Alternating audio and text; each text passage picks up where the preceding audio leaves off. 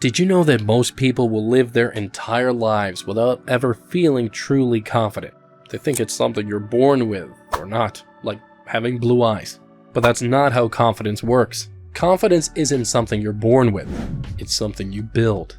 And if you don't take control of it, you'll spend your life trapped in self-doubt, watching others go after what they want while you sit on the sidelines. I know this feeling because I lived it. There was a time when I second-guessed everything. Every decision, every move. I cared too much about what people thought. I played it safe and avoided risks because I didn't believe in myself. But you know what? That mindset cost me opportunities, relationships, and years of my life. So if you feel stuck, if you feel like confidence is something you just weren't lucky enough to have, I need you to stick with me, because by the end of this, you'll know exactly how to build it from the ground up. Let me ask you something. How often do you talk yourself out of things? How many times have you held back from speaking up, applying for something, or chasing a goal because you weren't ready yet? How much time have you wasted waiting to feel confident before taking action? Confidence isn't what you need first. Action is. We think confidence comes before action, but it's actually the other way around. You don't feel confident and then start. You start, and that's what makes you confident. But here's where most people get it wrong. They believe confidence is about feeling ready. That's a lie. Confidence isn't a feeling. It's a result. It comes from proof, from evidence that you can handle something. And you can't get that evidence by standing still and not doing it. Think about the most confident people you know. Do you think they just magically woke up one day with that energy? No. They built it. They took action even when they were nervous, unsure, or scared. And over time, those small wins stacked up. But most people never get there. They never take enough action to build that proof. Instead, they overthink everything. They wait for the right time. They compare themselves to others and feel unworthy. And they let failure discourage them instead of fueling them. And because they never really start, they never build confidence. Now, let's get real. If you don't change this pattern, where will you be in a year? In 5 years? You're still stuck? Still second-guessing yourself? Still watching other people on Instagram live the life you could have if only you believe in yourself enough to take action. But you need to take action first, and that builds permission. If you don't make the decision to build confidence, you will stay exactly where you are right now. So, how do you fix it? Well, here's the process. Step 1, take small risks daily. I used to avoid discomfort. Speaking up in meetings, too risky. Starting conversations, awkward. Trying new things, what if I failed? I stayed in my comfort zone, wondering why confidence always felt out of reach. And then I read something that changed my perspective. Confidence comes from action.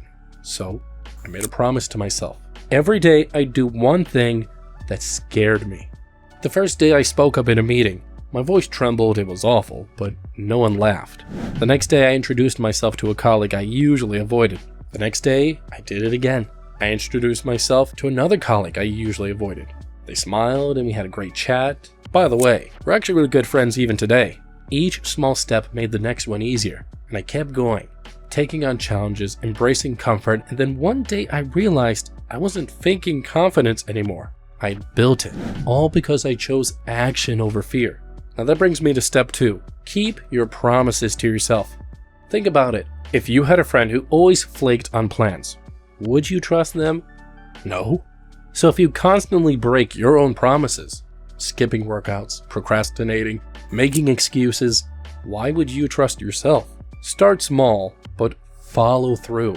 Confidence is built on self-trust. Step 3. Stop seeking approval. I used to crave approval. Every decision I made, every word I spoke, I wondered what others would think. Did they approve? Did they like me? That fear of judgment kept me stuck, second-guessing everything. It took me a while, but today I know no one is thinking about me as much as I think they are. So I stopped seeking approval. I wore what I liked, I spoke my mind, and made choices for me, not for validation. At first it felt uncomfortable, but then I noticed something surprising. No one cared. They were too busy with their own lives. And with that I felt free. My confidence grew not from others' opinions, but from finally being myself. Like Bob Marley says, none but ourselves can free our minds. Now that takes me to step 4. You gotta redefine failure. I used to fear failure. I avoided risks. I stuck to what felt safe and let opportunities pass me by. Every mistake felt like proof that I wasn't good enough. After a while, I changed my mindset. Failure isn't the end. It's proof that I tried. So I started embracing it. I launched a project that flopped. It didn't work at all, but I learned what didn't work. So I tried again and avoided the last mistakes. And now, that project is paying my rent. I don't feel failure anymore. I use it. Every failure is a lesson, and it brings me closer to success. And finally, it's step 5. Back in the days, I walked with my head down, avoiding eye contact, speaking hesitantly. I didn't feel confident, so I acted small. But then I read a book about getting confidence, and it said that I needed to carry myself with confidence even if I didn't feel it yet. So I stood tall, squared my shoulders, and looked people in the eye. And I spoke clearly and took care of my body. I started hitting the gym and eating better. At first it felt unnatural, but soon my mind followed my new habits. Now confidence isn't something I wait for. I create it, one strong step at a time. The decision is yours. And watch this video if you want to learn how to give a damn.